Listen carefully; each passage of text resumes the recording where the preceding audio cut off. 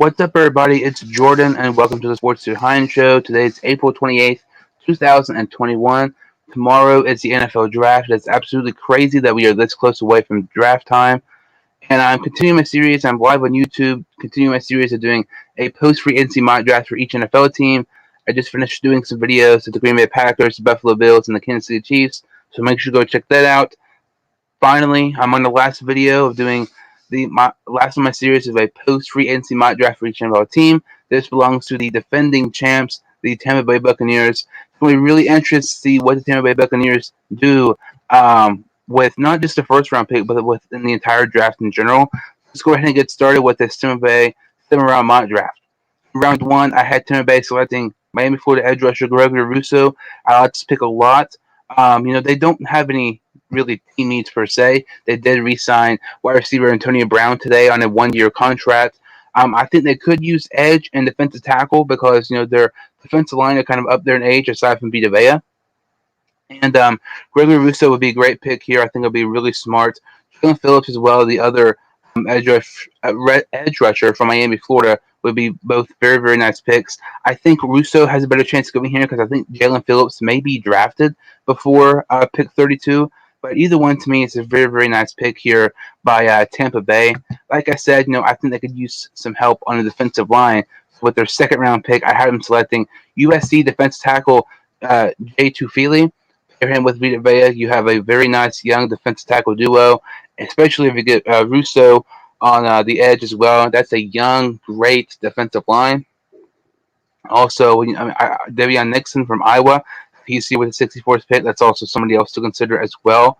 But it's not just it's not just a team need, but those are also going to be some of the best players available at the 64th pick. So I think it makes sense if Tampa Bay is one of those guys here.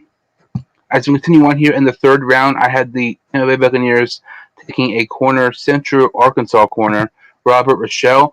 I like this pick a lot. I think Rochelle is extremely underrated. They can use a little bit of depth at corner, but that's kind of nitpicking. Rochelle, if you watch Trey Lance against Central Arkansas, you'll see Robert Rochelle several times making some impact plays in the secondary.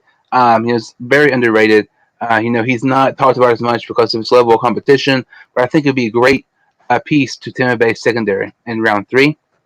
This pick right here is 100% my favorite pick of this mock draft. In round four, with the 137th pick overall, the Tampa Bay Buccaneers select Florida Gators quarterback Kyle Trask. This makes so much sense. I think Kyle Trask could learn so much from Brady. I mean, anybody could learn from Brady, but Kyle Trask, I think he could succeed in this Tampa Bay offense. He could maybe set a couple years, and then once Brady retires, take over the helmet starting quarterback of the Tampa Bay Buccaneers. He reminds me a lot of Derek Carr, kind of limited athleticism. Great short ball, very inconsistent in the deep ball, but Kyle Trask here is a fantastic pick. Kind of gets your quarterback of the future for Tom Brady. I really, really like this pick. And if he's here with a 137th pick overall, I think this is definitely going to happen. As we continue here in round five, all these mock drafts I do, something to consider is that, all these mock drafts I do are from ProFootballNetwork.com, their mock draft simulator. I cannot dictate what players fall or reach or anything like that. So with their next pick here in round five, the 176th pick overall, they select Florida State defensive tackle Marvin Wilson. I don't know if he's going to drop this far or not. I don't think he will, but if he does, I know I already had them taking Jay Tufele. They accepted Vita Vea's fifth-year option. I just think Marvin Wilson here is too good of a player to pass up on, and that's what good teams do. They don't take a team need desperately. They always take best player available, even though there may be a team need. But taking Marvin Wilson here, that is phenomenal. I mean, you have a absolutely young, amazing defensive tackle trio, and Jay Tufele, Marvin Wilson, and Vita Vea. That is phenomenal, and just gives you more depth at the defensive line. If he's here with the 176 pick overall, I think Tampa Bay should go ahead and run up to the podium with this selection because this would be absolutely phenomenal for the Tampa Bay Buccaneers. As we continue on here in round six, I had the Tampa Bay Buccaneers selecting a safety, Richard LeCount. I think they could use maybe a little bit safety depth as well. Getting him here with a 217th pick overall, Not sure if he'll be there though. If he is, I think that'd be a fantastic pick. I also like Christian Uphoff as well, and Jacoby Stevens from LSU.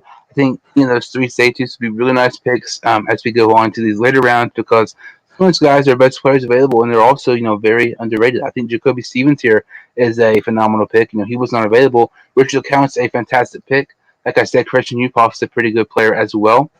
They actually have two seventh round picks. With their first seventh round pick, they take Coastal Carolina edge rusher Teron Jackson. I know I had them getting Gregory Rousseau here in round one, but a little bit more depth at edge rusher. Like I said, most of their guys on the offensive line are up there in age, aside from Vita Vea. Teron Jackson is just too good of a player to not be drafted.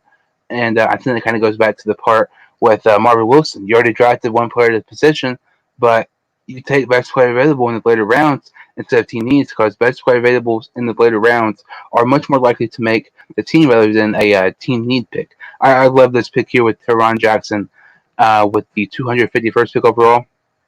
The Tampa Bay Buccaneers actually had the last pick of the NFL draft. And it's the 259th pick overall, and Mr.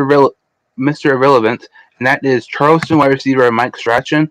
Despite signing Antonio Brown to a one-year deal, I still think maybe one more wide receiver might not hurt. Mike Strachan is actually kind of a local prospect for where I'm from. He's only about half an hour away, playing in Charleston, West Virginia. Lots of teams are interested in him. You look at his film; he is absolutely incredible.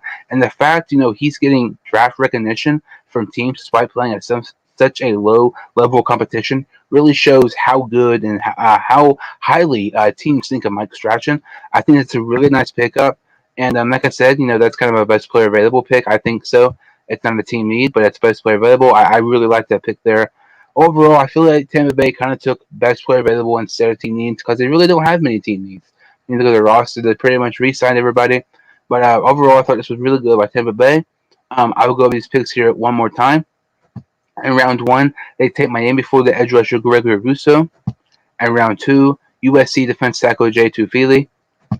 In round three, corner from Central Arkansas Robert Rochelle. In round four, this is 100% my favorite pick of this mock draft. They take Florida Gators quarterback Kyle Trask. In round five, defense tackle Marvin Wilson. In round six, safety Richard LeCount.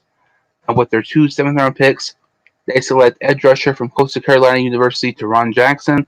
For their last pick of the draft, Mr. Irrelevant, Charleston wide receiver Mike Strachan. Thank you all so much for listening. If you like this video and subscribe to the channel, I would greatly appreciate it. And I will see you next time on the Sports 2 Hein Show.